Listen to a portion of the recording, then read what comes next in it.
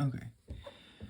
My goal was to design a 3D printed part that would lock a bearing like this one. This is a 608 RS skateboard bearing under a rail like this one and get it affixed here. And this is to be the pivot point of a sort of arm eventually. This is a DIN rail, which is used for mounting breakers and relays and electrical stuff. And I chose both of these as parts because they are standards with lots of suppliers. Okay, so my first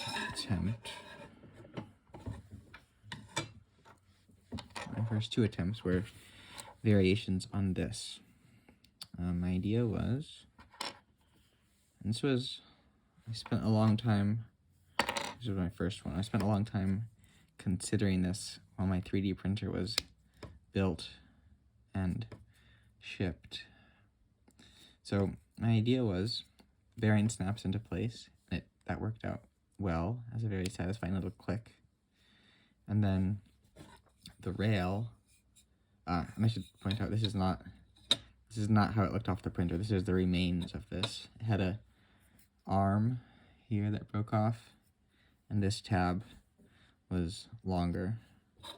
So my idea was bearing clicks in, and then rail slides in like this. Now, it sort of worked, but I didn't actually include any tolerances when I made this. So it's actually, the bearing is making this claw bulge out a little bit. And when I tried to fit everything together, I broke off the arm. And then this tab on top was intended to snap into one of these slots like that, except the other way. But with this design for that, it turns out they would just snap as I approach the end here. So it works out fine when you're sliding the bearing on, or sliding the rail on to start, but when it got really close, my plan was that the arms here and here would flex to make space for this vertically to go under, but the arms are just way too strong, and it's not much distance to flex over. So yeah, the tab snapped off. This one, oh, I also had, my first time around, I had the height of the bearing wrong, so there's a bunch of vertical play, a millimeter vertical play this way and that way. I switched the inner diameter of the bearing with the thickness of the bearing. Okay, so my next try, I figured this everything's good except tolerances and the snap-in tab.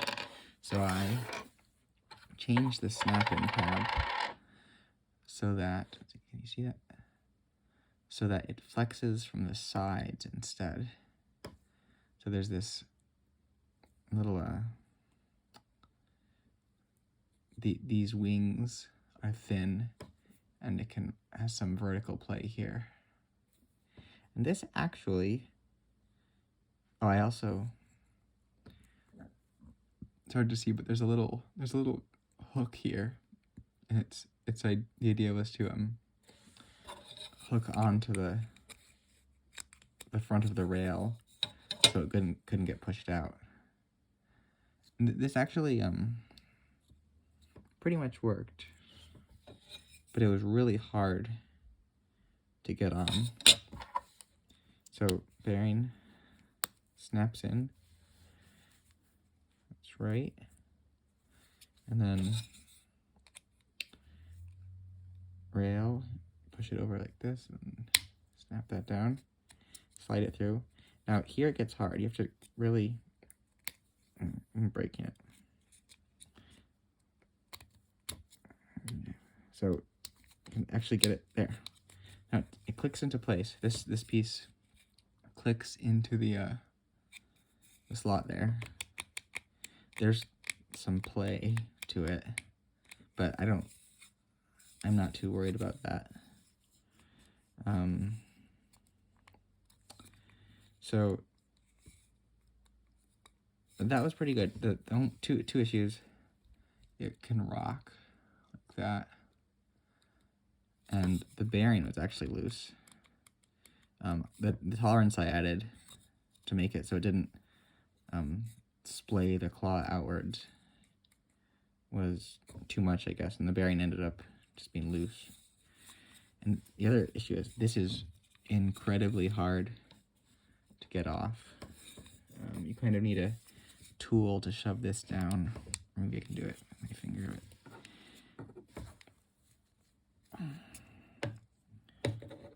But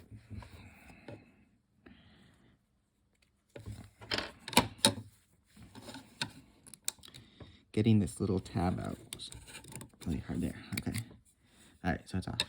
So that was round 3, which I was pretty happy with. You can see how much play there is when it's not clamped. It's even worse. So round 4, I wanted to make this easy to assemble. Like that was a struggle.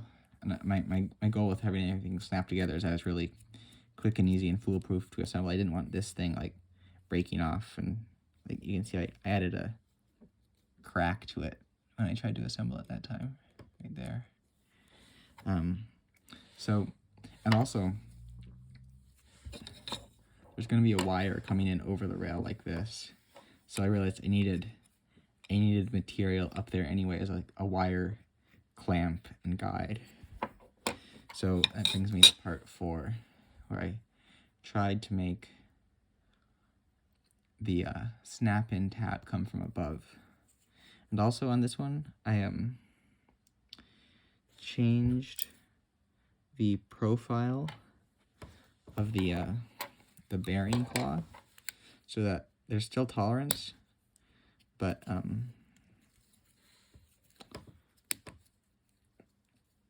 it goes from a slightly too big radius so that it doesn't splay the claw outwards to a slightly too small radius after it crosses about here. And the slightly too small radius actually presses against the outer circle of the bearing once it's snapped in, which makes it have no play unless you really pull on it hard enough to get it out. So that worked out nicely, because now the rail fits over easily, and no play. So this, I also extended, I have a little, actually I cut this, but I have a little support that runs along here that I extended to get rid of that, that rocking motion in the last revision. But this actually doesn't work at all, because there was, my idea was you could like squeeze right here, and this would flex up, but that just doesn't happen. It doesn't want to do that. There's not enough material. And I cut this with a knife right here. In my design, it was all one piece. But the idea was you could slide the rail in, and actually doesn't remotely fit because it's just the wrong shape. I didn't have these wings in my model. So that was a success on the bearing and snapping front. This is my final bearing and snapping design. There's a failure on the rail bit, which brings me to next step, So I switched the rail above it, or the clip above the rail, to actually open and close. And there's a little hook mechanism that you can engage like that. You can disengage it. So bearing is exactly like in the last revision. You just slide that in.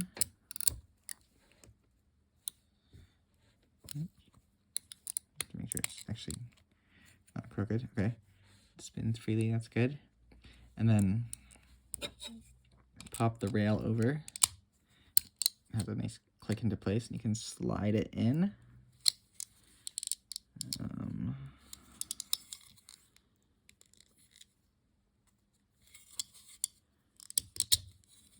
And then this,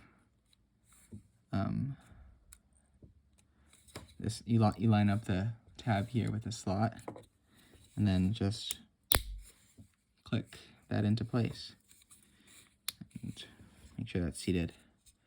And then everything is secure. There's no wiggle this way. There's no rock to it. Bearing can't move. And with this hook mechanism, I have a little detail here. There's a slot in the outer part, and the corresponding bump in the inner part, so that there's no play this way, because it's actually quite floppy. And I didn't want it to flop that way, so that bump worked out like I hoped the first time, which was kind of a nice surprise. The tab, yeah, that bump keeps it from wiggling that way. And that's my final piece. Eventually I'm going to add a wire guide on top here, because there's going to be a power and some other stuff coming in, going to the rail down this way. And this is going to sit on a post, spin around, and that's it for this piece.